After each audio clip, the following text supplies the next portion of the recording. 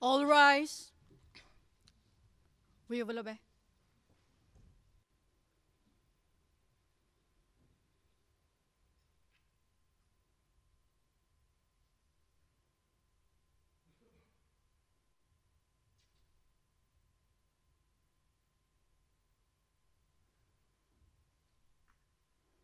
Please be seated. Veuillez vous asseoir. Thank you very much. Welcome back, everyone. Council, please proceed. Mr. President, members of the court, I'd now like to speak briefly about the two types of immunity that are at the heart of this case. Immunity of the head of state under customary international law and the immunity of a representative attending meetings of the Arab League.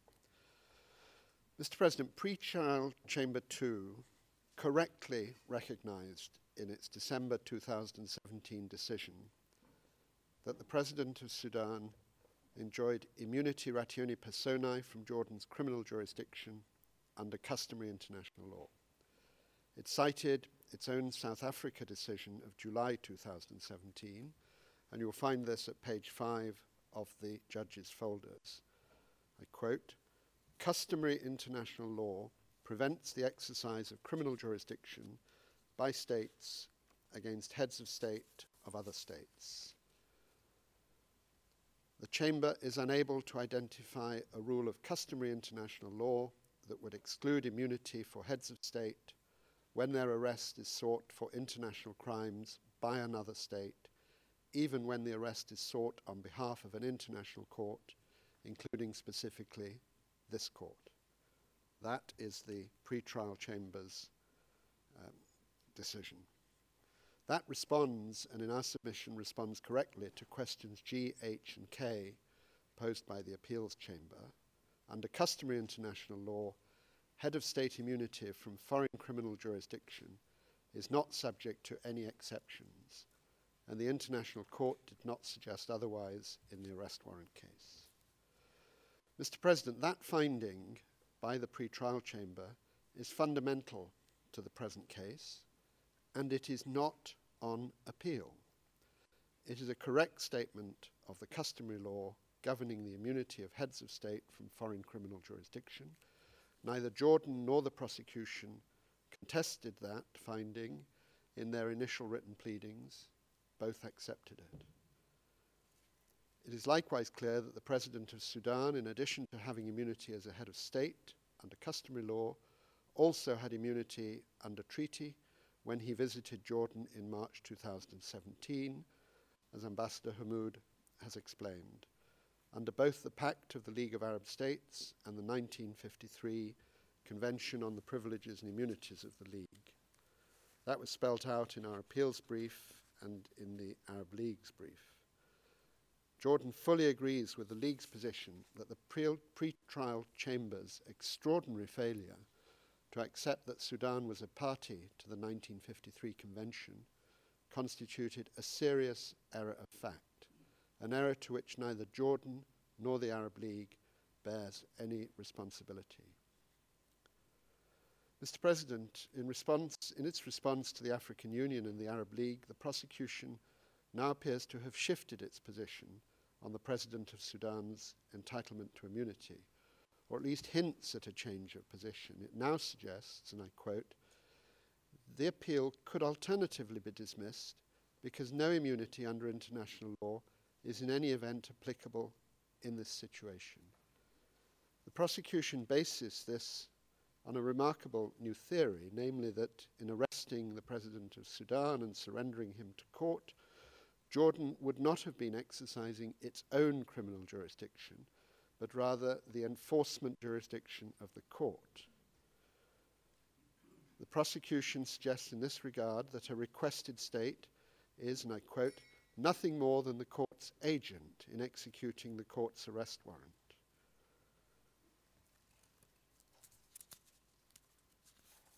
Mr. President, members of the court, this is an extraordinary argument. In our view, nothing whatsoever in the statute suggests that states parties are merely agents or organs of the court when they cooperate with it. What about, or that what about Article 59? Will somebody be addressing that? Article 59 of the Rome Statute, as well as perhaps 4, paragraph 2 of the Rome Statute. sorry, I didn't catch the. So what about Article 59 of the Rome Statute, perhaps together with Article 4, paragraph 2 of the Rome Statute?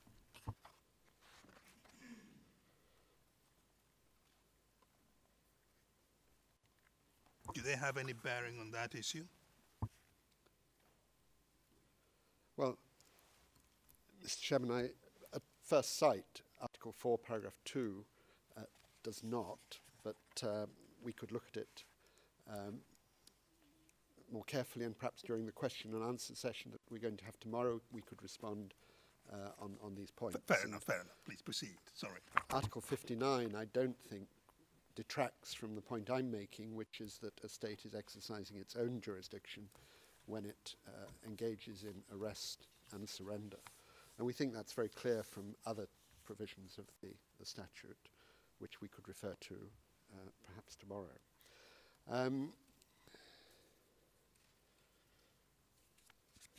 Indeed, if the prosecution's new late theory were correct, we wonder whether Article 98 would have any purposes at all. Moreover,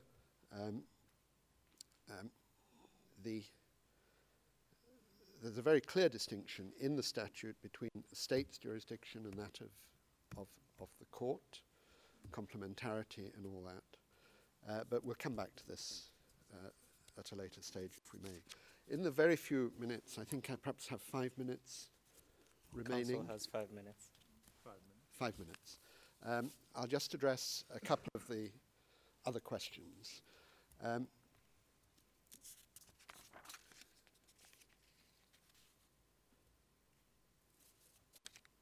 In particular, I'll address question E, which refers to Article 64 of the Vienna Convention, one of the articles dealing with jus cogens. It provides that if a new jus cogens norm emerges, any existing treaty that conflicts with that norm becomes void and terminates. But there's no treaty at issue in this case that conflicts with any such norm, and we don't think the provisions about jus cogens are relevant. The prohibitions of genocide and crimes against humanity may well be considered jus cogens norms, but the status of those prohibitions does not affect the immunities that operate to protect state officials from foreign criminal jurisdiction. That, we say, is clear from the arrest warrant case at paragraph 60 and the Germany-Italy case at paragraph 93. Question F asks whether a customary rule or conventional international law provision on immunities can be superior to a jus cogens rule. But in our submission, the question of a hierarchy of norms simply doesn't arise in this situation because the rules in question address quite different issues and are not in conflict. The International Court explained this very well in Germany, Italy, and we put paragraph 95 in the judge's folders. And if I could just quickly refer you to that. The court said, to the extent that it is argued that no rule which is not of the status of jus cogens may be applied if to do so would hinder the enforcement of a jus cogens rule, even in the absence of a direct conflict, the court sees no basis for such a proposition. A jus cogens rule is one from which no derogation is permitted, but the rules which determine the scope and extent of jurisdiction and when that jurisdiction may be exercised do not derogate from those substantive rules which possess jus cogens status, nor is there anything inherent in the concept of jus cogens which would require their modification or would displace their application. Mr. President, members of the Chamber, I think I'll conclude at this point. I'm conscious that we haven't answered all the questions in Group A, but we do have this session where if there are particular questions, we'd be very happy to address you on them. So I thank the Chamber very much for its attention. Thank you very much. Now, response submissions, 45 minutes. Yes, Your Honour. Mr. Matthew Cross will be the first speaker on the Group A part, and after that it'll be Mr. Rod Raston. So. Thank you.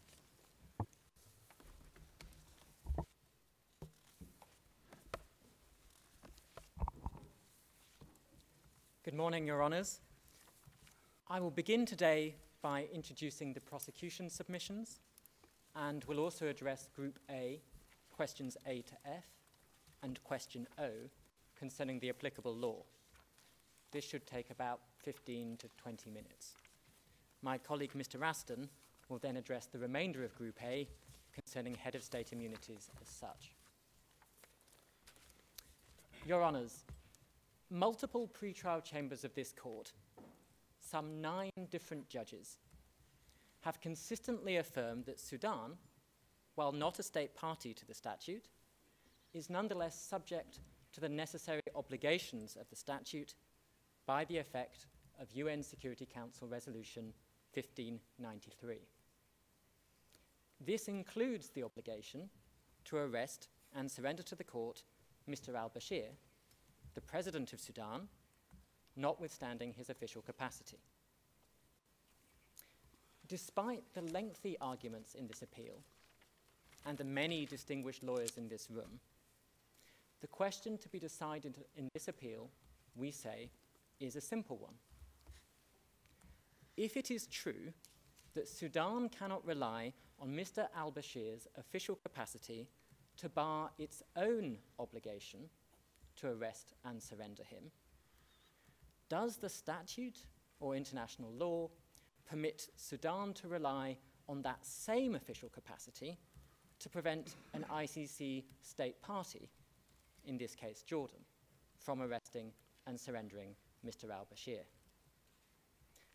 In other words, if Sudan is barred from asserting any immunity vertically against the ICC, can it still assert that same immunity horizontally against an ICC state party?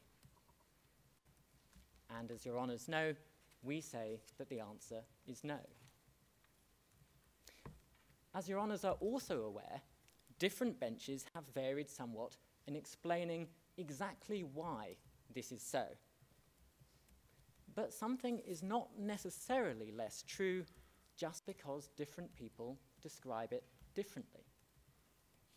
Context is everything in recognizing when such differences matter and when maybe they do not. And here, we say, pure common sense confirms the consistent legal findings of the pretrial chamber, even if they are explained differently by different judges. And indeed, Your Honours can even see in the decision on appeal, where there is a difference between the majority and the minority in the reasoning, but they still reached essentially the same conclusion. If international law does not permit Sudan to assert its own immunity directly before this court, then surely it cannot assert it indirectly before this court. We also submit, as we have tried to explain all along in this appeal, that the legal explanation by the majority in the decision on appeal, similar to its approach in the South Africa decision, is perhaps the best explanation. By interpreting Article 27 correctly in our view, and recognizing that Sudan is subject to that obligation in Article 27, it explains how the drafters of the statute ensured that any immunities do not apply before this court, even for Security Council referrals, and either when the suspect is here in The Hague or when the court is seeking the arrest and surrender of that suspect. And we say that this approach in the decision is not only correct, but also prudent for 2 reasons. First, the majority's approach limits the principle which they applied to where it belongs, specifically to states which have chosen to accept the statute's obligations by ratification or under Article 12.3, and also to those very limited circumstances where the UN Security Council has acted under the statute and the UN Charter to refer a situation to the court. The majority's approach also ensures the continued effectiveness of Article 98(1). It ensures that the court always remains the master of questions of immunity, but on the other hand also that the court always respects the rights of states which are not subject to its obligations. And it does that by requiring the procedural process that is set out in Article 98(1). Second, Your Honours, the majority's approach is also prudent because it promotes judicial economy, making it unnecessary at this stage to rule on the exact contours of any immunities under international law. Instead, the majority assumes that such immunities may exist, for the sake of argument, and focuses on the accommodation made in the statute for that very purpose. And we say that there may be some wisdom in that approach. Accordingly, in answering Your Honour's questions over the coming week, we are of course keen to assist as much as we can in this process, and so we will try and engage with all of the various issues that have been raised. But we do submit that the strength of the decision on appeal lay in recognising that this situation is far from unexpected. The statute, and perhaps also the Security Council, already foresaw the circumstances in which we find ourselves, and indeed, given the purpose of this institution, it's hardly surprising that this is so. Turning now to some specific questions, and broadly these address first, the applicable law, second, the relevance of human rights, and third, the relevance of jus cogens. I shall begin first with questions A and B, which ask about the correct procedure for this court to interpret and apply the law. And on this point, Your Honours, I think largely we agree with the submissions of Mr. Wood, which is that it is very well established that Article 21(1) requires the court to apply in the first place the law of the statute, and only in the second place, and if appropriate, the principles and rules of international law more generally. And the appeals chamber has said that resort to these subsidiary sources may only be made when there exists a lacuna in the primary sources. And Your Honours can find that reference at A1 of the list we filed on Friday, which is filing 383. This means, to answer question B directly, that this appeals chamber should seek guidance from customary law, either if there is a lacuna in the statute, or if the statute itself unambiguously makes reference to customary law, as in the Untergander appeal concerning Article 8, and that's also in reference A1. For these reasons also, Your Honours, it is essential to interpret the statute by the correct method, following the approach of the Vienna Convention. And again on that, I think we agree with Mr. Wood. It is not our view that our arguments are based on policy. It is our view that our arguments are based on the Vienna Convention approach to interpreting all of the provisions of the statute. Your Honours can find references for this point at reference A2. These authorities also illustrate that the general rule of interpretation, Article 31(1), is preeminent. And here, perhaps I may not have understood, but we may have some difference from Mr. Wood, who seemed to suggest that the statute may be interpreted, not least with reference to customary international law, as part of the 31(1) rule of interpretation. We would just note that under 31(3)(c) of the Vienna Convention, reference to other rules of international law perhaps shall be taken into account, but they have a lesser status than 31(1). 31(1) in its own terms just says the ordinary meaning of the text, the context, and the object and purpose. And we would urge Your Honours to start from that basis. It's also well established that the three elements that I just described must be considered jointly when interpreting a provision. So Your Honours cannot and should not give more emphasis to the ordinary meaning than the context, or more to the object and purpose than the ordinary meaning. The interpretive task is to consider those three elements as a whole. To answer question A, therefore, we say that the content of the preamble of the statute, which aspires, amongst other things, to end impunity, is highly relevant in interpreting the statute's core provisions including Article 27. And this is because the statute this is because the preamble not only illustrates the object and purpose of the statute, but it also forms an indispensable part of the text of the statute itself, and thus is equally relevant to the contextual analysis. And we say that's made clear by Article 31.2 of the Vienna Convention. Before I move on, I'd like to... Before you move on, you make it look so simple that, if I understand you, you expressed agreement with Mr. Word, and do I understand you to say there's no need to inquire into customary international law or not? That's what I'm trying to follow. Your thesis that there is no immunity which Sudan is entitled to assert in its own right cannot produce an immunity which other states are obligated to respect, if I understand you. You will tell us how you arrive at that conclusion that Sudan is not entitled to such immunity in its own right, and whether you can do that without also looking at customary international law. Your Honour is absolutely correct that the premise of the pre-trial chamber's majority's approach, and also therefore the premise of our response, is based on the idea that Sudan is subject to the obligations within the statute, which we say comes from Resolution 1593, which Ms. Brady will be addressing tomorrow. But Mr. Wood does not agree, if I understand him correctly, that the answer lies in the Rome Statute. That is where we have a point of difference. And that's why I was wondering whether you really agreed with Mr. Wood, as you asserted you did. We agree in terms of the interpretive approach. So we agree that Your Honours should look, first of all, at the statute, and Your Honours should look at the statute through the lens of 31.1. If it turned out that Your Honours, contrary to our preferred view, but in your own view, may consider, perhaps hypothetically, that the statute did not answer the question, or left a lacuna, then of course, consistent with 21, you can then go to look at customary international law. Our point is more a priority of arguments, rather than to say that one necessarily excludes the other.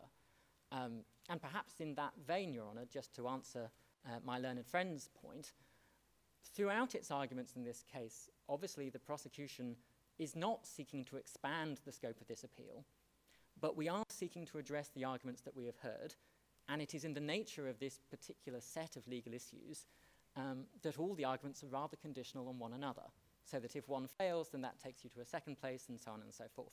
And so we find ourselves in the area of customary international law, even though we started in the area of treaty law.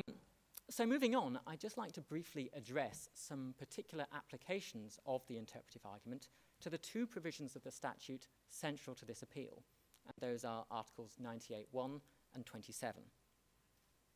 As we have said in our written submissions, and we stress again, Article 98.1 establishes a procedural obligation for this court to consider, before proceeding with any request for arrest and surrender, whether any relevant immunities are owed by the requested state to the third state.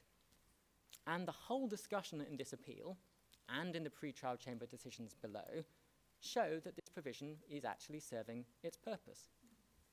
2 points follow from that. First, this procedural obligation is on the court, and it grants no particular right to the requested state.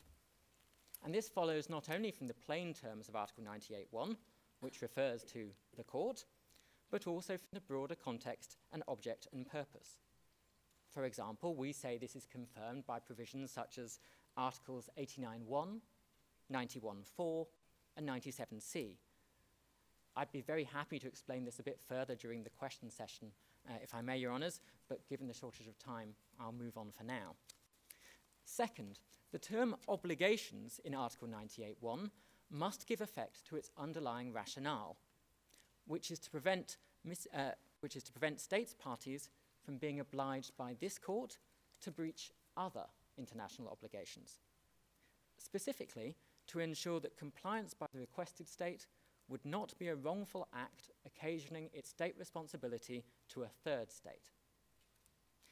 And this means that it is insufficient for the court merely to determine that an immunity might in principle be engaged in a particular situation, but it also has to consider the other circumstances in that situation which might disapply that immunity, such as, for example, the consent of the third state, in this case Sudan.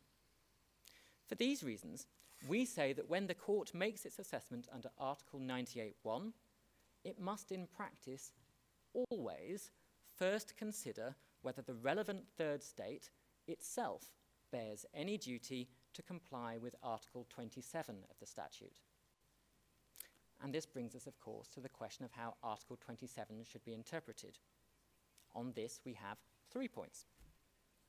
First, notwithstanding the question of customary law, which will be addressed by Mr. Raston in a moment, Article 27 is a treaty provision. As such, it must be autonomously interpreted like any other part of the statute. And for the purpose of interpretation, it cannot simply be assumed that the content of Article 27.2 mirrors perhaps customary international law, especially not to limit its scope, unless the statute itself requires such a reading. Second, Article 27.2 clearly applies, in our view, not only to what might be termed Part 3 matters, but also Part 9 matters. In other words, 27.2 not only bars a state from raising immunity when their officials appear before the court as suspects, but also from raising immunity to avoid arresting and surrendering their own officials. And this reading is necessary to give effect to the basic object and purpose of the statute, and also perhaps for consistency with the first sentence of Article 27.1, as well as other parts of the statute, perhaps such as the preamble. But it is also confirmed, and this I think comes to Your Honour Judge Ibo Asuji's question to Mr. Wood earlier, by the specific reference in Article 27.2 to national law. Now, we say that this reference would be redundant and meaningless if Article 27.2 did not apply to Part 9 matters. National law can, of course, never be opposable to this court's jurisdiction once a suspect has appeared here before it. But by contrast, states might well often seek to rely on national law as a bar to arrest and surrender of their own officials. And reference, therefore, to national law in Article 27.2, we suggest, specifically implies the application to Part 9 cooperation. Third and finally, Your Honours, Article 27.2 must also be read in context with provisions such as Article 86. I shall return to this topic later in the week when we discuss Group C, but very shortly, this means that states are bound by Article 27.2 to not act inconsistently with their Article 27.2 obligations. Specifically, if a state cannot raise immunity for its own officials when it is the requested state under Article 89, no more can it do so when another state party is the requested state. This is another way of describing the so-called horizontal effect of Article 27.2, described both by the majority of the pre-trial chamber and in our written submissions. But is a state free or not to say, I mean, the receiving state in the event of a visit, they're free to say, well, the visitor state, what your national law says is a matter for you. But as far as we are concerned, international law says we are to do something else, which may not be consistent with your national law. Your Honour, again, there may perhaps be a distinction here potentially between the national law of the state which is receiving the visitation and international law. If the receiving state has the obligation under this statute, under Article 89, to comply with a request from this court by arresting and surrendering the visitor to that state, then that is their obligation, and if they breach that obligation as a matter of international law, they may well be responsible for that. there may be a separate question if under their own national law says that they are obliged to respect certain immunities of the visitor, but they can't raise the national law as a defence to international law in that circumstance. That's one part of the question. But I also have in mind a circumstance where the host state, in the event of a visit, would say, well, international law, as we understand it, requires us to accord your head of state immunity.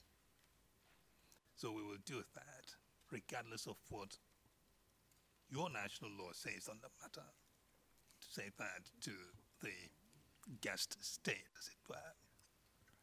Is that something we need to think about? Your Honour, I apologise. I'm just going to check that I understand the thrust of your question precisely.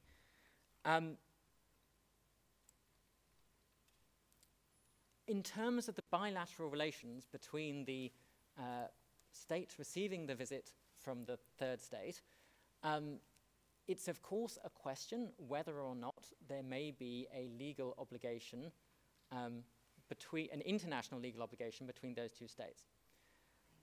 The question that we have on the facts before us here, as we understand it, is that any such obligation which may be relevant precedes by some considerable time the obligation in the Rome Statute. And that takes us to one legal scenario where we say, absolutely, we do not think that the obligation owed to this court is in any way diminished by what came before. Indeed, we would say that that immunity is disapplied by virtue of Article 27 and so on and so forth. If the sequence of events were different, then it may be that there would be a slight nuance to that position, but that's not on the facts before us as we understand it. In either event, the answer does not depend on what the guest state says in their national law. Is that your point? Yes, that is correct, Your Honour. I'm also aware that I'm in danger of doing Mr. Raston a bit of a disservice by running over in terms of time. I have two more points I was going to make just on questions, on the question of human rights and on use Kogan's. If I were to take another 5 minutes, would Your Honours also give some time to Mr. Raston to make up for that? I guess he would need another half an hour after, so another 35 minutes for our submissions. I don't know where we stand on the time at the moment. So Council has 34 minutes in total remaining. Marvellous. Then in that case, we'll go for 34 minutes and do our best. We want you to keep to your time. Thank you, Your Honours. Turning then very quickly to the question of human rights in questions C, D, and also O of your order.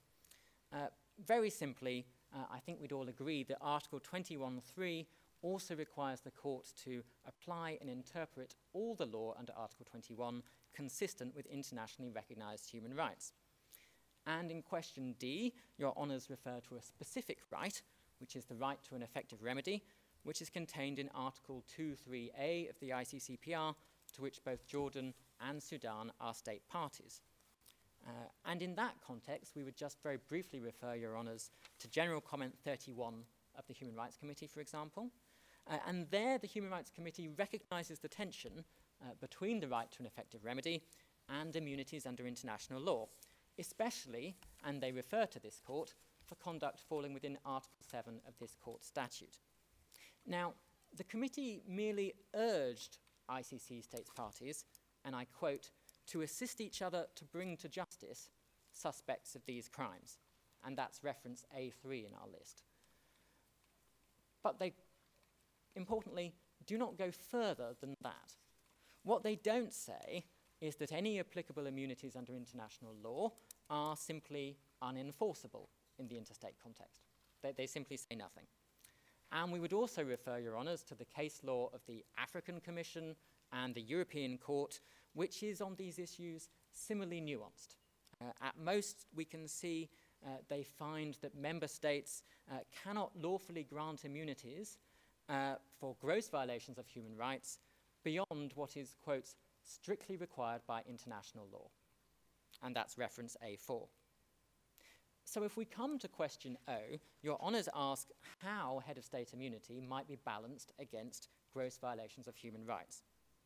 And in this case, in our view, this means, at the very least, simply giving due effect to Sudan's obligation under Article 27.2 and Resolution 1593, which make clear that in this case, immunity for Mr. al-Bashir is not strictly required by international law and therefore should not be applied. These same principles may also potentially have informed the Security Council's thinking on the matter back when it made Resolution 1593 in the first place. Now, finally, Your Honours, coming quickly to questions E and F, which ask about the possible significance of use Kogans. I heard Mr. Wood state earlier, and we agree, that the prohibitions of genocide and crimes against humanity are themselves use Kogan's norms, and there's authority for that at A5. Coming to question F, which asks the significance of this fact, we also agree that that is a more complicated position. And Your Honour's been referred to the ICJ case in the jurisdictional immunities case, which makes the point that although use Kogan's norms are superior to ordinary rules of customary law, it's a question of the scope of the use Kogan's norm as to whether it necessarily conflicts with, for example, a rule of immunity. And the ICJ seems to take the view that there is no necessary conflict. We would just very briefly refer Your Honours to the academic discussion in reference that would be A7, where there is a variety of opinion. Although, if I remember correctly, I think that comes before the ICJ case. But just to show that reasonable minds may still be debating this issue. And we referred to the question of use Kogans in our response to the AU and the Arab League, simply to note that the law is perhaps somewhat uncertain on this point, but we do not go out on it on ourselves, because we say that actually in this case, Article 27 and Resolution 1593 are sufficient for the court's current purposes. And on that, I think I really do need to give the floor to Mr. Raston at this point. I'd be very happy to deal with any questions in the session tomorrow, if I may. Thank you, Your Honour. Mr. Raston.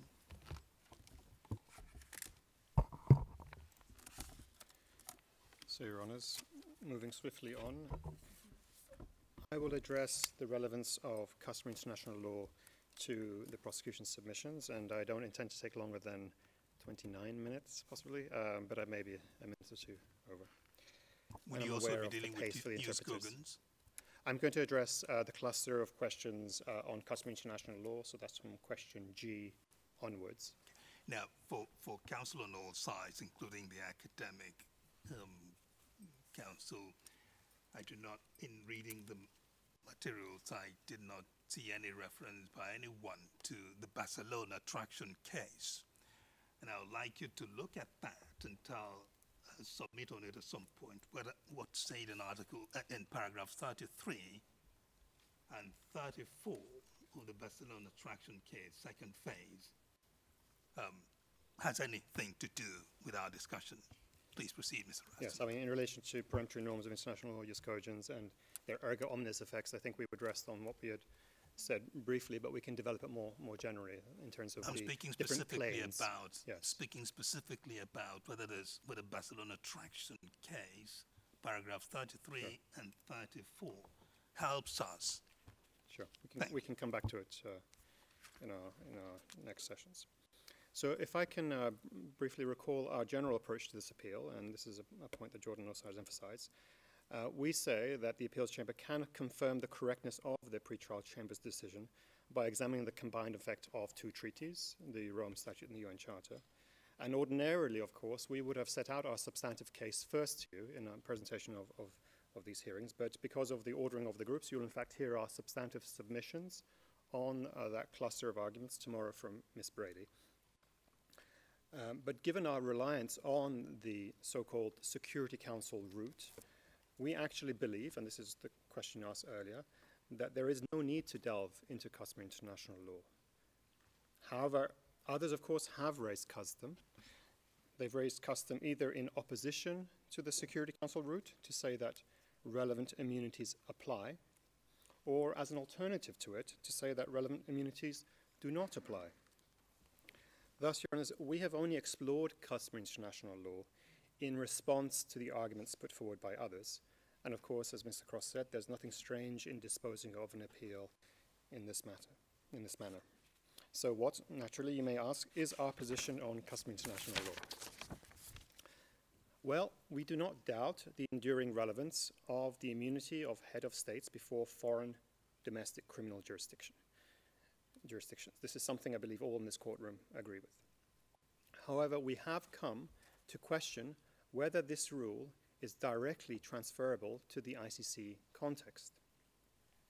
As is well known, this customary rule derives from the principle of sovereign equality, which was conceived and applied in relation to the assertion of domestic criminal jurisdiction by the authorities of one state against the foreign sovereign. An ICC surrender process is, to our minds, a wholly different context. Indeed, the domestic execution of a warrant issued by an international criminal court or tribunal is in fact a relatively new phenomena, arising from the 1990s onwards.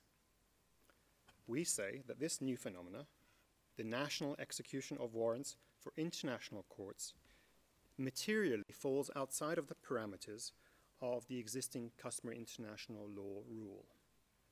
And its rationale is also wholly different and causes no offense to the principle of sovereign equality. So given these distinctions, we say that customary international law on personal immunities cannot simply be extended to the ICC surrender process by analogy. If immunity does also apply to an ICC surrender process, this must be proved empirically by evidence of sufficiently consistent and general state practice and supporting opinio juris. It cannot be merely inferred or deduced. So your honors may ask, so then what's the difference between our position and the position of, say, Professor Kress or the pretrial chambers in their decisions concerning Malawi or Chad? Well, if we think of the customary international law arguments as a spectrum, we can say that at one end, there is the argument that's been put forward by, for example, Professor Kress and relied upon by the pretrial chambers, that customary international law positively requires states to surrender sitting heads of states to the ICC, irrespective of consent. And at the other end of the spectrum is the argument that customary international law prohibits the surrender by states of a sitting head of state to the ICC, absent express consent. And I understand that that consent, Jordan accepts, could be obviously expressed by being a party to the statute or by waiving it or through the Security Council expressly providing for it. So our position on this spectrum between those who say customary international law positively requires you to surrender and the other end that says customary international law prohibits you from surrender, our position is somewhere in the middle, you could say, but slightly closer to Professor Kress. And I'll explain what I mean. What I mean is that while we agree with Professor Kress that developments in international law appear to be moving in the direction he proposes, and that we therefore see merit in the approach taken by the PTC in the decisions concerning Malawi and Chad, we are unsure that there is sufficiently settled state practice and opinio juris to support it. However, looking back at the other end of the spectrum, we also question the assertion that traditional interstate immunities apply to an ICC process because of that same divided state practice and opinio juris. But you may wonder, isn't the outcome the same? Don't we arrive at the same result as Professor Kress? Well, Your Honors, I believe there are two key differences in our approach. First, whereas Professor Kress and indeed Jordan must prove their assertion of the existence of relevant customary international law by providing evidence of settled state practice and opinio juris, we are in the reverse position, so to speak. We challenge the assertion made by both sides, saying, prove it. Give us the evidence. What is your position? You stated you're trying to start a middle course. You've set up the two extremes. And you said your position is in the middle. Can you remind us exactly? I don't know whether you've said it already. I've been waiting for it. In a nutshell, yes. So we can then follow your development. We believe that the status customary international law on either side of the spectrum is not proven because there's neither state practice, sufficiently settled state practice opinion juris to support a positive rule requiring states to surrender on a custom, nor practice showing that the prohibition that applies at the interstate level is transferable to the ICC. So we are saying that the relevant status of customary international law in relation to the unique context of an ICC surrender process, which is a relatively new phenomena, is unsettled. Is it sorry.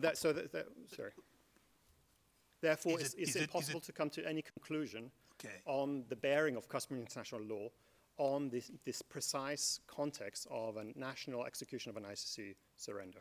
But Professor, or rather Mr. Kratz, will speak to his own submissions in time, but I noted a reference to Nuremberg Principle, specifically Nuremberg Principle 3. Regardless of what he may have said, eventually, does that also give you some position along the spectrum, in the sense of saying, possibly, that Nuremberg Principle 3 is customary international law, and if it is customary international law, it nullifies immunity? Is it a way to look at it? No, that's a good distinction. I mean, not wanting to break it down into too many different categories, but I think you can also consider looking at Article 21 in relation to the different subparagraphs, obviously.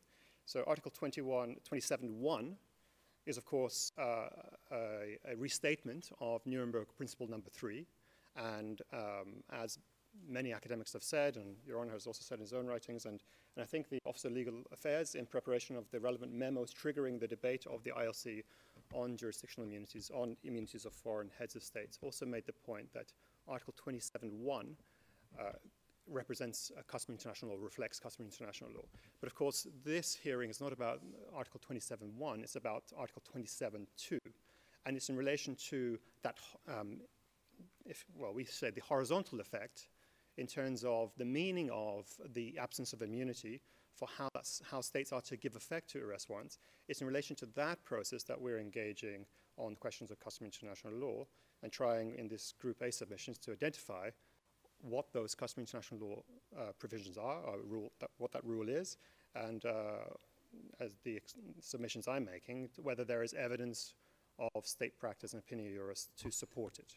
But is it possible to look at Article 27.2 in the terms that it is a mechanism to operationalize, if you will, what is stated in Article 27.1, especially given the distinction between immunity, material, the material form of it and the personal form of it, that distinction. Yes, of course, that can be made, but I think, I think that can be a basis for an argument, but we would then say that that's again a kind of deduction, that's a way of asserting customary international law by way of legal reasoning, which, as the ICJ has said, that customary international law is not identified by a process of deduction, but by a process of induction, by positive evidence of state practice opinion juris. So to that extent, we are being fair to the evidence before us, and we are saying that we can't identify the relevant state practice opinion juris to settle this matter on the status of customary international law in relation to this matter. So that's our first distinction, that we don't have to prove it, if you like, because both sides are asserting it in different ways. We are saying that we see that there is an absence of relevant evidence to support the assertion of customary international law. And then our second distinction in terms of how our position is different to other positions. Well, whereas Professor Kress and indeed Jordan posit customary international law as an alternative to the Security Council route, either to oppose it or to render it superfluous, we say the opposite. We rely on an analysis of customary international law to confirm the correctness of the Security Council route. And here I stress we are not changing our argument. We are analyzing customary international law to come back to our submissions. For if customary international law is not made out in relation to a particular alleged rule, what happens is that you fall back on special international law, namely the treaty relations that bind the relevant states. And in this context, we say that is the combined effect of the Rome Statute and the UN Charter. So to summarize these introductory remarks and to give you an image, we would say, and excuse the turn of phrase, that in relation to the domestic execution of an ICC warrant, we are in a custom-free zone. In other words, the traditional rules of customary international law, which we of course acknowledge continue to apply to the domestic assertion of criminal jurisdiction against a foreign sovereign, do not apply here, simply because a rule of customary international law is not extendable to a different set of circumstances absent evidence of sufficiently consistent and settled state practice and opinion juris to support it. Now, Your Honours, our arguments might appear a little far-reaching, but they are in fact grounded in the uncontroversial case law of the International Court of Justice, repeated verbatim by other international courts and tribunals on the applicable standard of proof and burden of proof for identifying evidence of an existing customary rule or of a separate new rule, which, if I may turn to now, will respond to further to your questions I, H, and L, which collectively deal with the questions of the requirements for identifying customary international law, or whether there are the restrictions or limitations to such rules, and the relevant scope of relevant customary immunities before international courts. So the 3 points I wish to make in relation to this cluster of questions is the first, that the test for identifying the existence of customary law is, as is well known, stringent, that the burden to establish the existence of customary law is on the litigant asserting it, and third, that when looking for the purpose of this case at the actual evidence of state practice and opinion juris, exemplified by such classic criteria as official statements, domestic judicial rulings, national legislation, and so on, that there is sharp divergence. Now, I'm aware that we'll need to switch to evidence channel 2 because I wanted to bring up some of the citations on your screens for ease of reference. That's evidence channel 2. You'll find it on next to your microphones for colleagues in the room. Now, as your honours know, the threshold to identify customary law is stringent, and that classic formulation was set out. Is it appearing? Yes. I'm sorry, the evidence channel 2 can be found on your console box. There is a button indicating evidence 2. Oh, we will have them now. Great. Proceed. So I don't have a tremendous amount of citations, but I thought just to bring the key ones on the screen, and I've highlighted the parts that I'm going to cite to.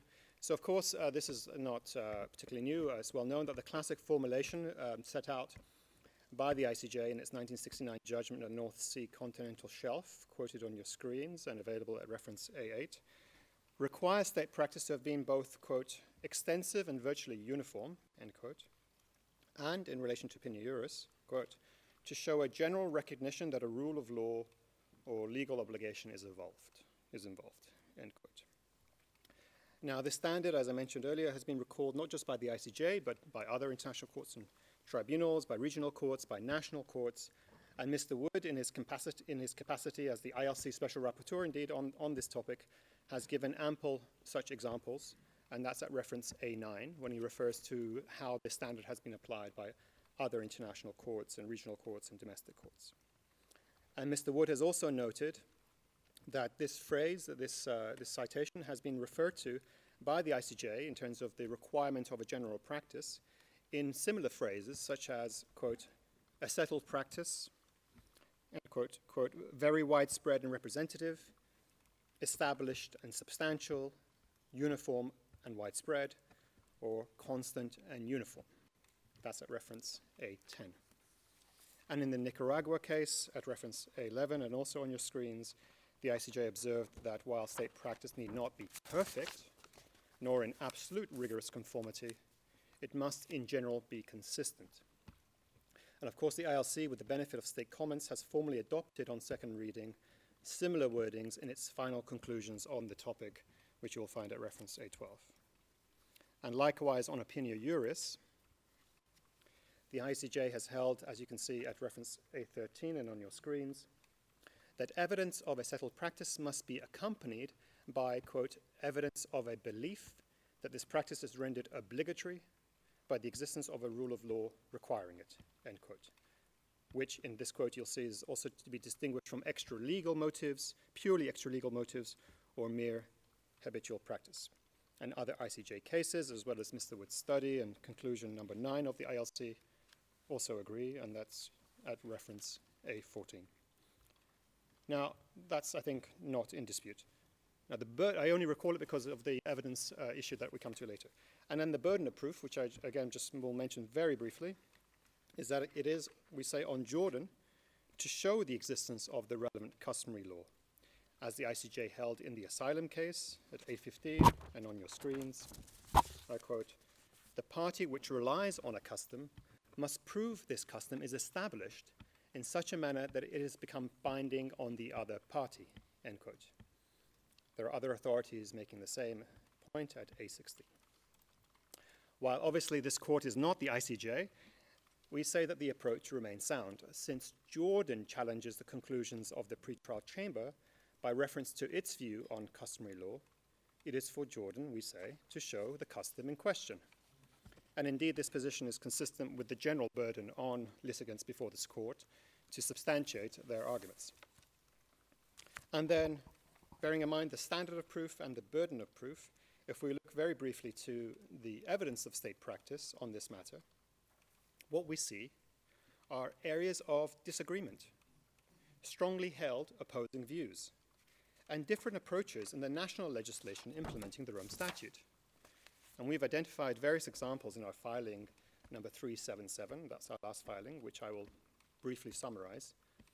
Firstly, there are examples of divided state practice and opinio juris that are evidenced by the statements of a number of states, whether acting individually or collectively, that have called on other state parties hosting Mr. Bashir to arrest and surrender him to the court. Or they have condemned failures to do so, or stated that they themselves would arrest Mr. Bashir if he entered their territory. And you can find reference to that at paragraph 22 of our filing number 377. We can also look at the drafting history of Article 98.1, and in your question M, indeed, Your Honour specifically asks whether Article 98.1 can be taken as an indication as to the existence of head of state immunity when surrender is sought by the court, or its opposability to an ICC surrender process. In other words, can the very wording of Article 98 appear to acknowledge that customary international law relevant to head of state immunity would be applicable potentially in an Article 98 context?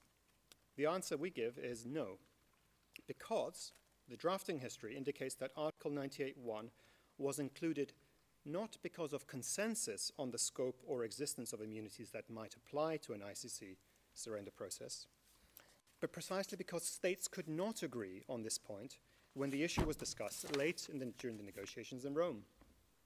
The only agreement that states were able to reach on this matter was a procedural one, which is what we see today in Article 98.1, which leaves it to the court to determine whether any immunity issues might apply, but formally takes no position on the issue. And you can find references to that drafting history at A17. And then, of course, domestic court rulings have also been at variance, with the courts of some states, such as South Africa and Kenya, stating that Mr. Bashir should be surrendered to the ICC, while other courts, such as in Uganda, have stated the opposite. That's at reference A18. And state practice and opinio juris is also divided in reaction to assurances reportedly sought by the government of Sudan from states seeking to ensure that he will not be surrendered to the ICC upon entry to their territory. This has reportedly resulted in trips by Mr. Bashir, whether for attendance at intergovernmental conferences or bilateral visits, being either not being considered or cancelled by the government of Sudan, and references can be found at A19. Now, of course, while it's difficult to quantify a negative, assuming these examples are to some extent representative of a broader pattern, Sudan's concern to take these precautions and then the necessity of Mr. Bashir not attending certain places again weighs against the idea that customary law immunities so clearly shield him from surrender to this court. And then the implementing legislation of a number of state parties similarly contemplates the surrender of persons sought by the court irrespective of official capacity. Now, while we note that a minority of such legislation, for example in the UK, Malta, and Ireland, distinguished in this context between state party nationals and non-party nationals, other states make no such distinction. And then finally we observe the debates within the International Law Commission and the comments made by states in response to its reports, which have revealed divided opinion on the matter. I can refer you to A20 and on your screens.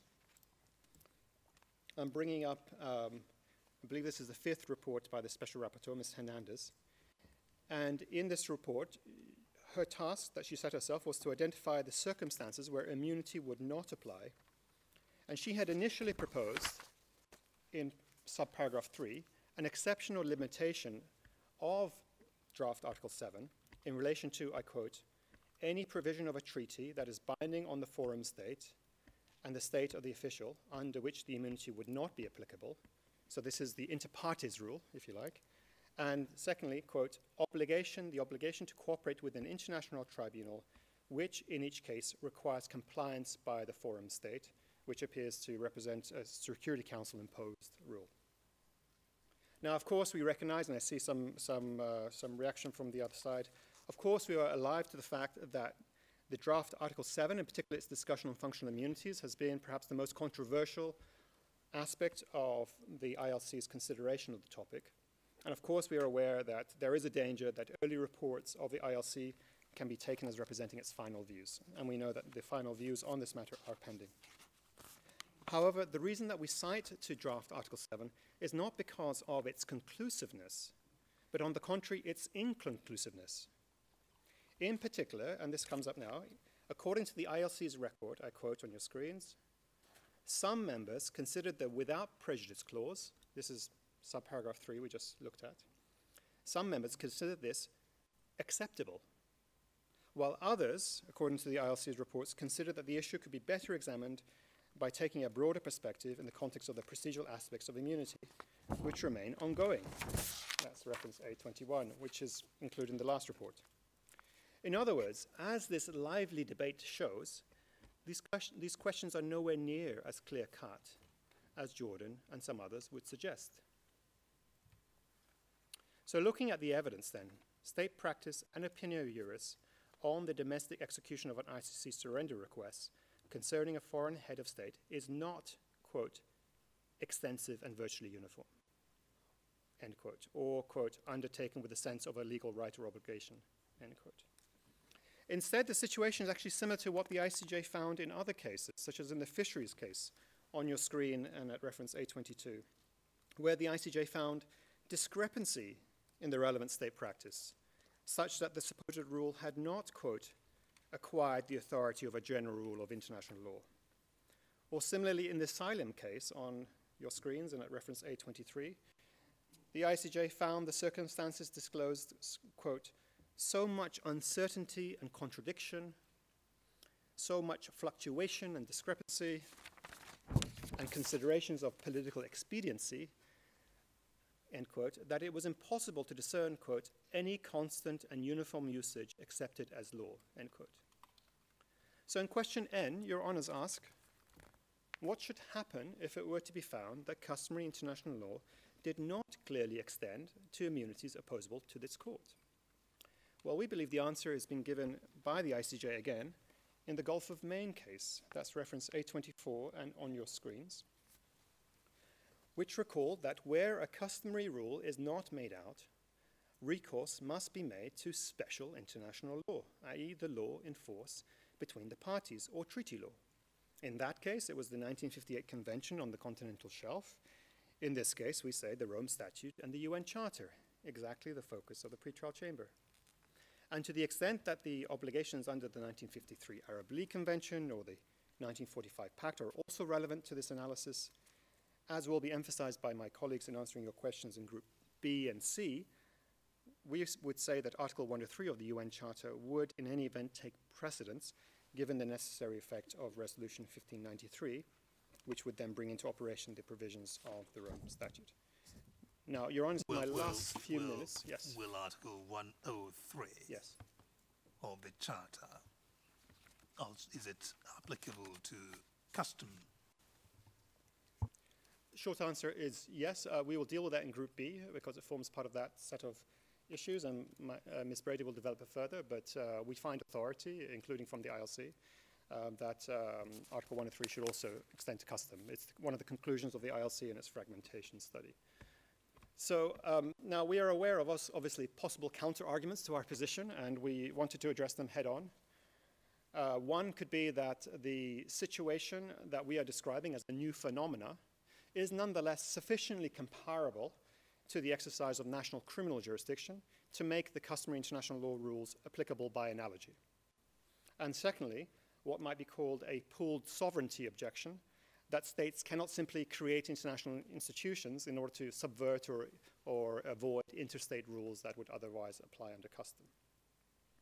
Now, turning to the first possible counter-argument based upon analogy, as you can see on your screens, it is true, of course, that the Permanent Court of International Justice acknowledged in the well-known Lotus case the need for examining, quote, precedents offering a close analogy, which might help to identify a general principle that might be applicable.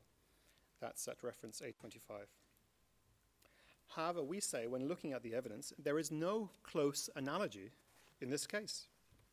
And here, Your Honours, I would like to take up question G concerning the origin and nature of head-of-state immunity and emphasize, as we noted earlier, it is, of course, common ground that customary international law rules on personal immunities derive from the principle of sovereign equality, which encapsulates, of course, the prohibition against the authorities of one state judging a foreign sovereign.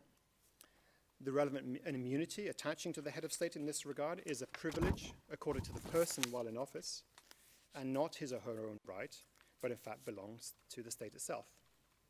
Now, by contrast to this rationale and this history and origin, this court is not the jurisdiction of another state.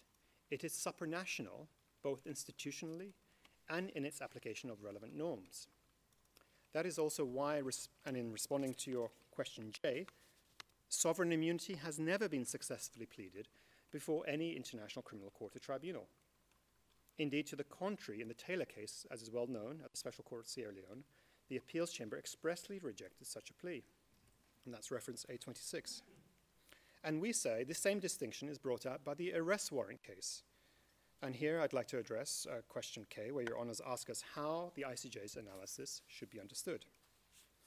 Now, we'll bring it up on the screen, but Your Honours will recall that the ICJ emphasized in the much cited Article 61 of the arrest warrant case that immunities under international law, I'm getting a tongue twister here, that immunities under international law do not bar criminal prosecution in certain circumstances. It went on to cite 4 such circumstances, and the 4th it gave as being criminal proceedings before international criminal courts where they have jurisdiction. Now, of course, some commentators have lamented the imprecision of this holding, and of course it was not the central issue in dispute, or they have suggested that this only refers to the ICC's adjudicative jurisdiction and not its enforcement jurisdiction. And I believe the Kingdom of Jordan made similar interpretations this morning of how this should be understood. But we say it is important to look more closely and to also recall the context in which this particular statement is made. First, when examining the scope of personal immunities in that case before national courts, the ICJ held that Belgium could neither assert its jurisdiction by having its courts issue a warrant, nor seek to have it enforced. Second, the whole raison d'etre of the ICJ's discussion leading up to this statement is that personal immunities represent only a procedural bar. It is in this context that the ICJ clarified where the ordinary procedural limitations governing immunities would and would not apply, in order to emphasize the oft-repeated point that immunity does not mean impunity, which is the point also emphasized again in the jurisdictional immunities case. And thirdly, when looking at this statement, it is notable that the ICJ illustrates what it means, not by citing to Article 27.1 of our statute, which, as we recall, deals with the question of individual criminal responsibility, but by expressly citing to and quoting Article 27.2. Counsel has 5 minutes. Which deals with immunities or special procedural rules under national or international law, which, as the provision reads, cannot operate as a bar to the exercise of the court's jurisdiction. Thus, we believe that paragraph 61 of the arrest warrant judgment should be understood to set out the outer scope of procedural bars represented by the rule of customary international law on personal immunities. It says that before the ICC, where it has jurisdiction, neither national nor international law immunities may be pleaded against the exercise of the court's jurisdiction over a state official, dealing both with its adjudicative and enforcement jurisdiction. We say that the analogy to national practice on immunities is not close. It could hardly be farther. And I can emphasize this point with one further observation that responds to something that the Kingdom of Jordan made at the very start of its submissions, that it bears emphasizing that the enforcement by states of an ICC warrant does not constitute the exercise of domestic criminal jurisdiction by that state. A surrendering state makes no assertion of its own criminal jurisdiction, and nor does the statute permit such an assertion. The warrant is issued by this court under its own jurisdiction. And what a surrendering state does in executing the warrant is also restricted by the statute. And this is Article 59, which Your Honor set out earlier, and that we had indeed addressed in our written submissions, which makes it clear that the competent authorities of the surrendering state may not, and I quote, consider whether the warrant was properly issued, end quote. Now, no such limitation would be permissible if the surrendering state was exercising its own criminal jurisdiction, because it's an essential feature, actually, of the exercise of substantive jurisdiction that a court must be able to determine the lawfulness of the measure that it is ordering. So we say that by divesting the surrendering state of this essential authority, the statute clarifies that the criminal jurisdiction in the matter emanates solely from the court and not the surrendering state. And we say that this distinction is not displaced by the fact that the implementing legislation of some states gives effect to the request by requiring the competent judicial body to issue a domestic warrant in order to domesticate the ICC warrant. Even in that scenario, the national judge does not issue the warrant in the assertion of national criminal jurisdiction, but is executing the authority empowered by domestic legislation to oversee and implement the execution of the ICC warrant. And doing so does not engage the assertions of the state's own criminal jurisdiction, since the substantive limitations set out in Article 59 continue to apply, as do the duty of state parties to give them effect. And in fact, I apologize, Your Honors, what I've said here jumps a little ahead to some of the questions from Group B and Question O, which required into the relevant role of the surrendering state. But since you raised the question just now, I thought I'd address it now. So for these reasons, this chamber should find that the customary rule concerning the assertion of domestic criminal jurisdiction over foreign state officials is too remote to offer a close analogy. Indeed, returning to the Gulf of Maine judgment on your screens and at A28, the ICJ observed that customary law must be tested by induction. This is the quote I referred to earlier. They say, I quote, customary international law must be, quote, tested by induction, end quote, i.e. by empirical evidence of relevant state practice in the period juris, and not by, quote, deduction from preconceived ideas, end quote. And then the ICJ went on in that same case to say that in such circumstances, as you'll see the last highlighted part, a more useful course was to seek a more precise formulation of the fundamental norm at question, and the appeals chamber, if necessary, can do just that. Now, when the Gulf of Maine's case says that customary international law is not to be deduced, so to speak, that necessarily speaks to the establishment of the existence of the rule of customary international law, and not necessarily the application of that rule in specific circumstances once deduced. So that, correct me if this is way to understand it or not, once you establish the existence of a customary rule of international law, then its application can be a matter of deduction. Is that one way of looking at it or not? Yes, but I think that's open to Your Honours, but I think the point we're making is the process of identifying the existence of a relevant rule. which Jordan is asserting by nature of the interstate rule, which they're saying is extendable to the ICC process, presumably by a process of saying that it's sufficiently comparable. There's a similar analogy. And by reference to the close analogy suggestion given in the Lotus case, we're saying, well, that's not enough. You have to then test it and see if there is, in relation to that analogy, is it then supported by relevant state practice opinion jurors? And if it's not, if it's merely based by deduction and there is no induction, there's no empirical evidence, then that fails to meet the relevant standard according to the ICJ. And then, as I say, they say that then we should turn to the fundamental norm if that customary rule has not been established.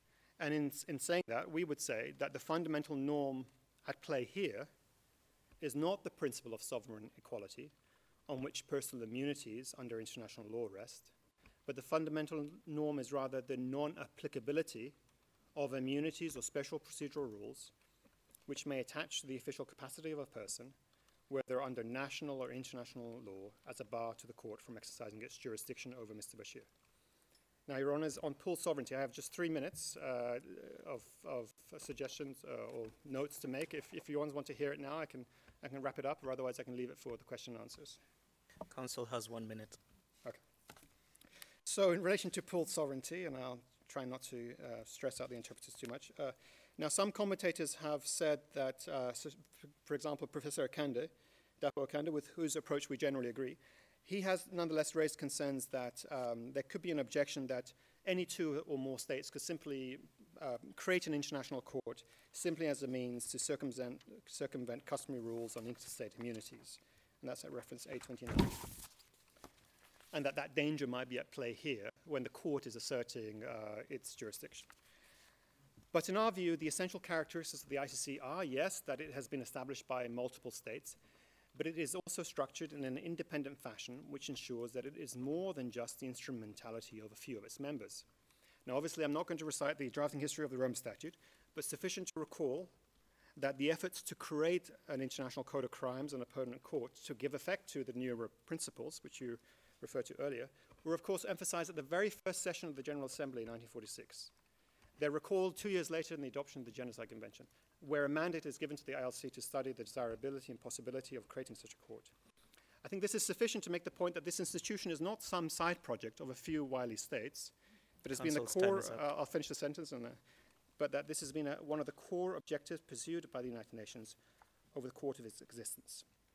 And we were just going to make the final point that, of course, we're also not bound by our parties, we're not an intergovernmental body, and the judges, of course, act independently.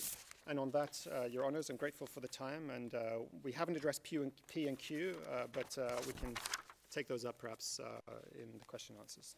Thank you. Thank you very much. I also understand that on the last day there may be opportunity for council to speak to other matters they'd like to speak to. Now, we will move next to the observations from the Council for African Union. Thank you, Your Honor. Honorable President, honorable members of the court, it is my honor to represent the African Union before your esteemed court in these important and historic proceedings based on our mandate by the Assembly of Heads of States and Governments of the African Union since 2009. I'll be presenting the opening remarks on behalf of the Union, then Professor Tladi will address Group A set of questions. Remember, you have 25 minutes. We know, Your Honor. Thank you. Mr. President, members of the court, these proceedings are historical for the African Union and the ICC for several reasons. First, the 20 years of the International Criminal Court, the Appeals Chamber will be deciding on one of the most complex questions of international law to ever come before it. That is, whether states parties are obliged to arrest a sitting head of state, notwithstanding customary international law. Second, our acceptance of the Appeals Chamber's invitation to submit observations as amicus curiae signifies the beginning of a more constructive legal approach in the relationship between the African Union and the International Criminal Court. As elaborated in paragraphs 4 to 10 of our written submission, the question is whether in dispensing the measure of justice, the International Criminal Court will itself act within the confines of the established rules of international law on immunities. It is beyond any doubt that these delicate issues bear broader relevance for all states parties to the Rome Statute from all regions of the world. In fact, we are here to address the call by this court for Jordan and African states to violate their obligations towards Sudan under customary international law by arresting and surrendering a sitting president. The African Union, like the League of Arab States and other regional and international organizations, holds many summits of heads of state. Hence, a ruling contrary to the existing law will give rise to diplomatic and other frictions with negative consequences, not only for states, but also for the international community as a whole. The African Union reaffirms that the choice for this chamber is obvious, the appropriate legal position is simple, no exceptions to the rule on immunities of heads of state. As requested, the African Union will only respond to the questions raised by the chamber. In that connection, Professor Tladi will address Group A set of questions, Professor Jallo, Group B. I, together with Professor Tladi, will do Group C. Please now allow me to leave the floor to my colleague, Professor Tladi, to address the questions. Thank you. Thank you very much, Council. Please proceed.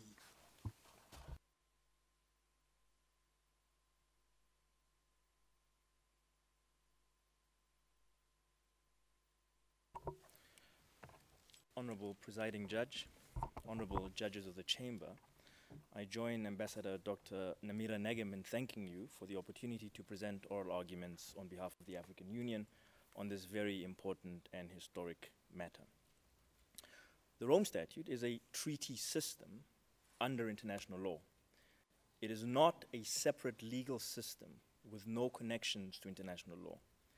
It should be treated as an integral part of that system. And we believe the questions raised by the Chamber in Group A set of questions go directly to this point. As Ambassador Negem has intimated in her opening address, we will restrict ourselves to responding to the questions that have been posed by the Chamber, on the understanding, of course, that the Chamber has acquainted itself well with our written submissions. Now, counsel for the prosecution has suggested that there are reasons for the differing reasons that have been offered by the pretrial chamber with respect to why there is a duty to arrest Mr. al-Bashir. With respect, the issue is that it is not just that the reasons are different, the reasons have been inconsistent and mutually exclusive. And we think that is something that the appeals chamber should take into account in assessing our responses to these questions. Questions A and B concern the rule of interpretation. I wish to preface my remark by noting that the rules of interpretation to which the chamber has referred apply not only to the Rome Statute, they also apply to host country agreements, which may include provisions on immunity. Mrs. Bradley. Yes, sir. Is it unusual in a court of law, even a Supreme Court of some countries, that judges on it may answer a question, come to the same answer, ultimately using different reasoning, some of which may be inconsistent? Is there something surprising in that? Yes, well, indeed, there is something very surprising in that. It seems to suggest to us that the only common conclusion that the chambers have been able to come to is that there is a duty to arrest. The reasons are so different and mutually inconsistent that it might suggest, in fact, that there's a policy objective and that's not an application of the law. Or perhaps a difficult question. Could they explain that? It might well be. Fair enough. Proceed. Now, so as I was saying, questions A concern rules of interpretation, and these rules have to be applied not only to the Rome Statute, but also to host country agreements, and in fact to the UN Security Council Resolution 1593. Allow me at this point, just in response to the remarks by the presiding judge, to say that while the Kasese report might well constitute subsidiary means in the interpretation of UN Security Council resolution, that does not mean that its contents can be read into a UN Security Council Resolution 1593. That said, of course, my co-counsel will address tomorrow the issue of UN Security Council Resolution 1593. Now, it is true that the object and purpose of the Rome Statute is, inter alia, to put an end to impunity, and that object and purpose is an integral part of the interpretation process according to the Vienna Convention on the Law of Treaties. That said, the rules under the Vienna Convention do not require that a treaty be interpreted only in light of its object and purpose. Rather, it requires that a treaty be interpreted in good faith, in accordance with the ordinary meaning of the words in the treaty, and in light of the object and purpose. As the International Law Commission noted in its 1966 draft articles, and more recently during the 70th session, this is a single combined operation requiring an integrated approach. The object and purpose cannot override good faith. The object and purpose cannot override the text. The object and purpose cannot override context. The object and purpose must in fact be seen as an integral part of a whole in this interpretation process. Now, Mr. Wood noted that the text of the Rome Statute, including the clear import, clear language of Articles 98 and Article 27, as well as the context, including the placement of Article 98 in contradistinction to the placement of Article 27, all point towards an interpretation that in fact respect head of state immunity. Other rules of international law, as a means of interpretation under Article 31(3)(c, similarly point to an interpretation that respect head of state immunity. The object and purpose of the Rome Statute, including the fight against impunity, would, from our perspective, be better served by construing Article 27 concerning immunity from the ICC itself broadly as applying to both officials of states parties and officials of non-state parties. Consistent with the distinction made by you, presiding judge, in the Ruto acquittal case, this broad construction of the non-application would not apply to immunity from national jurisdiction. Regarding the stage that custom international law should be considered in the light of Article 21, paragraph 1 of the statute, it does appear that the statute lays a hierarchy of applicable rules, with the statute being at the apex, or a first-tier rule. Nonetheless, it is our submission that custom international law should be considered at the stage of interpreting the Rome Statute itself as part of this first tier or apex rules. At what point, 27 or 98? Could you say that again? Is it at what point? At 27 or at 98? Well, at all points. As long as we are interpreting, as long as the court or council is interpreting the Rome Statute, custom international law must be taken into account, and I wish to explain why that's the case. First, the statute itself incorporates the rules of custom international law into Article 98, so that the rules of custom international law relating to the immunity of heads of state themselves are part of the statute. So that's the first reason. The second reason is that by virtue of Article 31(3)(c) of the Vienna Convention, custom international law relating to immunity of heads of state must be, not sometimes, must be. The Vienna Convention says they shall be taken into account. Right? Questions C to F roughly concern the relevance of the fact that the charges being faced by Mr. al-Bashir all concern serious and gross human rights violations and possibly violations of norms of jus cogens. In our view, Article 2.3, paragraph A of the International Covenant on Civil and Political Rights is completely irrelevant to the matter before us. It seems clear to us from the text and context of Article 2.3 that it refers, in fact, to civil remedies. This reading is also clear from paragraph 16 of General Comment number 31 of the Human Rights Committee with respect to that same particular provision.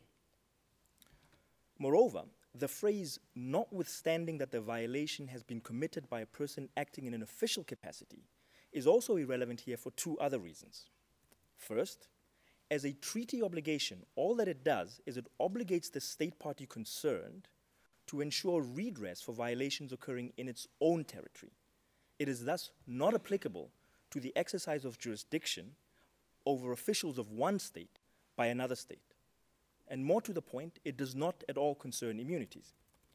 But even if it did concern the application of immunities, the reference to, and I quote, persons acting in an official capacity, unquote, by definition refers to immunity ratione materiae, which is not at issue in these proceedings. What is at issue in these proceedings is immunity ratione personae. With respect to questions D and E, it is the case, we agree with all that have spoken so far, that the prohibition of crimes against humanity and genocide constitute peremptory norms of general international law, jus cogens, as defined in Article 53. The key question, however, is not whether these norms constitute jus cogens norms, but rather what is the consequence of that status. The question could even be more pointedly and explicitly formulated as follows: whether, as a consequence of jus cogens normativity, is the non-application of immunity. Now, in 2017, during its 69th session, the International Law Commission adopted draft Article 7, which has been referred to by counsel for the prosecution. That provision concerned immunity ratione materiae. Now, while that provision caused large disagreements within the Commission and among states, there was universal agreement, both within the Commission and among states, that even in respect of jus cogens crimes, there were no exceptions to immunity ratione personae. In its observations on the submissions of the African Union and the League of Arab States, at paragraph 21, the Office of the Prosecutor suggests that the International Law Commission decided to defer for further study the question of whether this basic rule applies to the enforcement of an arrest warrant by an international tribunal. This is decidedly not the case. In 2017, the Commission rejected the Special Rapporteur's proposal for a without prejudice clause that was shown on the screen. It's not in the final text. In 2018, the Special Rapporteur reintroduced the issue by offering a further study. Now, the debate has not yet been concluded, but I can tell you that 5 members spoke on this, and only 1 member supported that proposal. In 2018, I think I will skip this part to save time. Now, the conclusion that there are no exceptions for jus cogens crime does not mean that a normal rule of custom international law would trump a jus cogens norm, because as the International Court of Justice noted in the jurisdictional immunities case, which was quoted at length by Mr. Wood, these two rules operate at different levels so that in fact no conflict arises between them. Members of the Chamber, questions G to L concern the rules relating to immunity in a general sense. The main element of the question in G concerns whether immunity is a right or a privilege, and whether there is a distinction between the two. Indeed, there is a distinction between the two. A privilege is accorded and can be denied by the privilege grantor. Not so for immunity, however, because it is a legal rule which operates between states in terms of which they owe each other a duty to respect that legal rule. As to the question in H, it seems now universally accepted that there are no exceptions or restrictions or limitations to the immunity of heads of state in general international law. And we were quite surprised by the arguments that were proffered by the Office of the Prosecutor. Mrs. Ladley, does jus cogens have an applied value? Or is it merely something in the nature of one author in a different context described as a benediction prudent law, manifesting itself in beauty, in peace and absolute repose. Emphasis there on absolute repose. Is that what jus cogens is about? It may manifest itself in, dolorous dignity and helpless melancholy and absolute repose. Is that where we are with jus cogens? Does it have an applied value? If so, what is it? Yes, indeed. Jus cogens does, in fact, have a value beyond its beauty. So one value is that it invalidates inconsistent treaties. So treaties that are in violation of jus cogens are invalidated. Only treaties? Another value. Only treaties? Rules of customary international law as well? No. So it invalidates treaties. It invalidates inconsistent customary international law. But if the customary international law rule is indeed inconsistent, and as we have shown by virtue of what the International Court of Justice stated in Germany v. Italy, in fact, there is no inconsistency. It invalidates inconsistent decisions by international organizations, including even UN Security Council resolution. It establishes a duty on states to cooperate in order to end violations. So there are, in fact, value. But that value does not extend to immunity because the rules on immunity are different.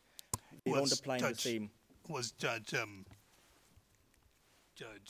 Haun Akesole of the ICJ wrong necessarily in his views in the arrest warrant case, his dissenting opinion, where he clearly disagreed with that distinction that was made in paragraph 60 and 61. I believe if I recall, he described it in terms of artificial distinctions whose purpose was to circumvent an embarrassing question, that embarrassing question being whether immunity translates into impunity, he said. And I believe also Judges Higgins, Coimans, and Bergenthal in their joint separate opinion expressed feelings of being less than sanguine about the discussion in paragraph 61 of the arrest warrant case. Was Judge Alkesene absolutely wrong in saying that distinction should be given short shrift? Well, I have very strong views on that, so I'm happy to share them with you. The views that I've expressed, and they're also expressed in the International Law Commission, was that at the time, he was not wrong. But you have to remember what makes custom international law. What makes custom international law is the practice of states. And generally that decision that you're referring to was issued in 2002. And since then, states have consistently accepted the pronouncement from the judgment, from the majority judgment, so that in fact, the rule as far as international law is concerned is expressed in the majority judgment, which has since been now approved also in the ICJ decision in Germany versus Italy. So there is an evolution of international law. The majority judgment, again, let us know if we're getting the reading wrong, seem to have suggested that before an international court properly exercising jurisdiction, there is no immunity. Is that understanding incorrect? Well, that's the question to which the Chamber posed in question K, to which I will most certainly come to. But before coming to that question, I do just wish to rebut the observations that have been made by the Office of the Prosecutor, that there is, in fact, on this particular issue, no rule of customary international law. There are several sources that have in fact confirmed that there is a rule of customary international law under which a head of state is completely and absolutely immune. The first one is the arrest warrant case, and of course we will talk about this particular element that you raise. The work of the International Law Commission itself and the responses thereto by states, even decisions of national courts in relation to the matter of Mr. al-Bashir. We were referred to the Supreme Court of Appeal decision in Minister of Justice versus Salk. In fact, if you look at that decision, in its description of international law, it comes to the conclusion that there is no exception under customary international law to heads of state immunity. It finds that there's a duty to arrest on the basis of something else, domestic law. But as far as international law is concerned, it is absolute, and it considers the Hughes Kogan's argument, it considers all manner of arguments, and comes to the conclusion that there is no exception. Even the pre-trial chamber decisions, too, in the DRC case, South Africa case, and Jordan cases, all reaffirm this basic principle. The judge, one of the judges in the Constitutional Court disagreed, not in explicit terms, but saying that it was not necessary for the court to have gone into the question. That's precisely. The judge did not disagree with the reasoning. The judge simply said, why are you spending so much time on an issue that's not relevant? What's relevant is not the international law. What's relevant is a domestic law. So essentially, I don't think that it's a disagreement. It seems to me that, in fact, it is an agreement with the general position that is expressed by the court. So the views of the South African Constitutional Court on the matter will be considered obiter dictum or not? Well, it wasn't an obiter dictum remark because the court had this question before it, and the court had to in fact respond to this question. So I don't think it was an obiter dictum remark. Now, it is true that immunity has not been successfully pleaded before an international court. That's one of the questions that you raised. And by this we mean immunity has not been pleaded, successfully pleaded, to bar the exercise of an international criminal court of its jurisdiction. But the current matter is not about immunity before an international court. It is about immunity before foreign jurisdiction. And with respect to the latter, immunity ratione personae has been consistently pleaded before various courts. Questions I, J, K, and L all seek to inquire whether there is an exception from immunity from foreign criminal jurisdiction, leaving aside UN Security Council referral. The short answer, as I've said, is that no, there is no such exception. Now, one part of question J asks whether immunity has ever been pleaded successfully in relation to proceedings before international court. In other words, to prevent national authorities from enforcing an arrest warrant by an international court. Now, a simple answer to this is no. Immunity has not been successfully pleaded in that respect. However, this is an oversimplification of a complex matter. It ignores the fact that immunity, in particular immunity ratione personae in relation to proceedings before international criminal courts, has been pleaded in such few cases that no general conclusions can be drawn from them. The only comparable situation involving immunity ratione personae of a person under an arrest warrant is the current situation involving Mr. al-Bashir. The decisions concerning this case, of course, cannot form authority, quite apart from the fact that they've been inconsistent and mutually exclusive, also because they are under appeal as we speak. Was there a case out of Kenya where the Court of Appeal pronounced on that? Was there a case, a recent judgment of the Court of Appeal of Kenya? That's correct. I believe that reached an opposite conclusion. Well, that there is no immunity before Kenyan courts. It's a matter of customary international law. Yes, but even that particular case was not about general international law. Even that particular case was not about general international law. It was an application of Kenyan domestic law. So as I was saying, there's another reason why the assumption, and I guess this goes also to the pleadings, the oral pleadings of the Office of the Prosecutor. There's another reason why the assumption that is implicit in question J is problematic. And by the way, this also applies to question L. It in fact seeks to reverse the onus of proving a rule of customary international law and exceptions thereto. So let's take it step by step. There is a general rule of immunity from foreign criminal jurisdiction. This is not disputed. It was the first time that I heard it being disputed today. But there is a general rule. An exception to this rule, including in connection with proceedings related to international criminal courts, must be proved by advancing state practice and not the other way around. The question in J requires that the general rule must be proven in relation to specific circumstances, that is, where an international criminal court is involved. In other words, the general rule is that heads of state have immunity from foreign criminal jurisdiction. That's the general rule. Any allegation that in respect of matters relating to international courts, there is no immunity from foreign criminal jurisdiction must be proved by advancing practice in that respect. And no practice is available. With respect to question K, which is the question you were asking me earlier, it is true that paragraph 61 of the arrest warrant case provides that prosecution before an international court is a pathway towards accountability for persons with immunity ratione personae. But prosecution before an international criminal court addresses only the ability of the criminal court to exercise its jurisdiction. It's a bar before the court. It does not address the arrest and surrender by such a person by foreign officials, because that's the exercise of foreign criminal jurisdiction. How does international law or an international institution or international law as applied through an institution, how's that given effect? Is it given effect through the cooperation or assistance of states? Yes. Or does international law have its own self-executing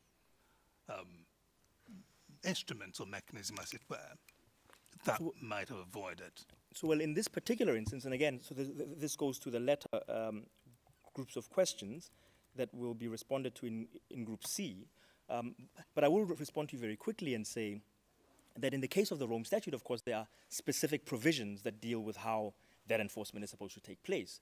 But in that context, there is also specific exclusions and exceptions, and these exclusions and exceptions are in Article 98, so that we cannot say that because there is a duty to cooperate, international law itself will be ignored, because Article 98 specifically provides a role for it. Article 98 specifically provides that in these kinds of instances, there is no duty to cooperate. And that's what makes the discussion that complex, isn't it? Exactly, Yes, precisely. thank you. I'm now going to skip to questions O to Q, because I notice that you have not been addressed on these questions at all. Question O relates to balancing of heads of state immunity against responsibility. As a legal matter, responsibility and immunity are different legal concepts. Responsibility is a substantive concept that addresses the question whether an individual can be held guilty for an offense, whereas immunity, as the Office of the Prosecutor pointed out, is a procedural concept that prevents the exercise of jurisdiction where it is applicable. So in our view, there is no conflict between the two concepts, and therefore no need to actually arrive at a balance, because the immunity that is bestowed on an individual does not affect at all his legal responsibility. Now this leads us to question P, where the court... Mr. Trundle, you make arguments that provoke questions. Perhaps I will come later on to some of them, but it may be better to pose some of them on the spot. In a arrest warrant case, Judge Karama effectively distilled this distinction, didn't he, when, in his separate opinion, where he said that immunity addresses, immunity is a question of legal process, whereas jurisdiction is a matter of legal liability, or whether there's freedom from legal liability. So they're not the same. So there is no conflict. The question then becomes this: does there come a point where, in a criminal case, you cannot get to legal liability without a legal process? Isn't it necessarily the case in a criminal case where there is a presumption of innocence? Would you ever get to legal liability without the legal process? And if you exempt someone from the legal process long enough, would you ever get to their legal liability? That is to say, has responsibility effectively not been defeated? Not in this case, certainly, because again, this case, this particular instance that we're dealing with, does not concern, again, the question whether or not he's immune before this court, right? So this court establishes a particular rule in Article 27, and it says, in this court, you may not plead immunity, right? And our reading is this is a general rule that applies. But with respect to the enforcement by an individual state seeking to exercise foreign criminal jurisdiction, there is another rule, and that rule is in Article 98, and that rule prevents that. Now, there are many ways in which that rule can be addressed.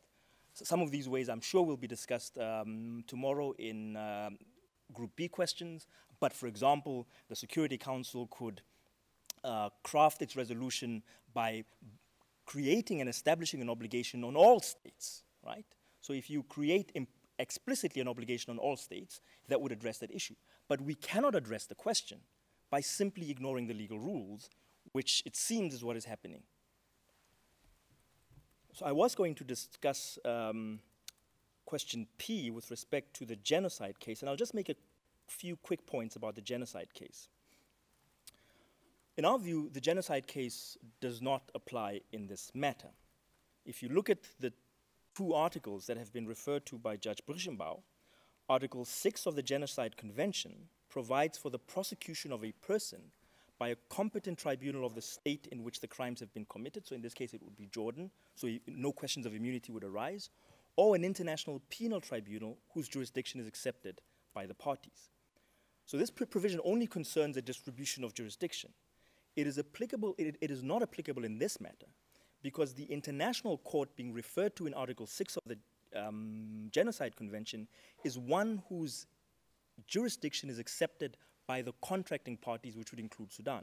Sudan has not accepted the ICC, and therefore it cannot be a competent international court in the context of Article 6 in this matter. Secondly, contrary to Judge Perrin Debrishambao, Article 4 of the Genocide Convention does not deal with immunities at all.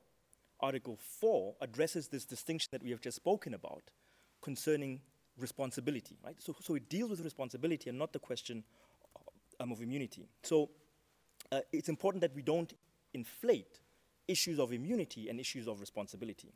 This, I think, is borne out by the ICJ arrest warrant case at paragraph 60, where the court says, while jurisdictional immunity is procedural in nature, criminal responsibility is a question of substantive law, and there are many other references that we can advance. Finally, question Q concerns the abuse of right argument raised by Professors Zimmermann and Neugebauer. Counsel has 5 minutes. 5 minutes. As interesting as this argument is, the doctrine of abuse of right is, with respect, inapplicable to this matter. It is useful to begin by recalling the caution of Sir Hirsch Lauterpacht that the doctrine of abuse of power must be wielded with quote-unquote studied restraint. More to the point, Sir Ian Brownlee observed that while it may be a useful agent for progressive development, it did not exist in positive law. Moreover, to the extent that it could be relied upon, it has only been relied upon in a bilateral context where the state purportedly abusing its right has done so to the detriment of the state claiming the abuse of right. Relying on it in this context would require states to act as enforcers of UN Security Council resolutions when they have not been mandated to do so by the UN Security Council itself. In other words, the doctrine cannot be used to avoid an obligation owed to one state on account that the latter state has not complied with an obligation that is owed to another state or entity. Mr. President, honorable members of the chambers, on this basis, it is our submission that the customary international law rule, in terms of which heads of state are absolutely and without exception immune from foreign criminal jurisdiction, applies even in the context of ICC proceedings. And I thank you very much. And when we say foreign criminal jurisdictions, we don't mean jurisdiction of an international court, but we're talking about at the horizontal level. Is that correct? Precisely. Thank you very much. Thank you, counsel, for the submissions. Now, here is it. We've arrived at a point where we must have lunch, so we will rise and come back at 3 o'clock, and at that time, the counsel for the League of Arab States will address the court. We will now adjourn. All rise. Veuillez vous lever.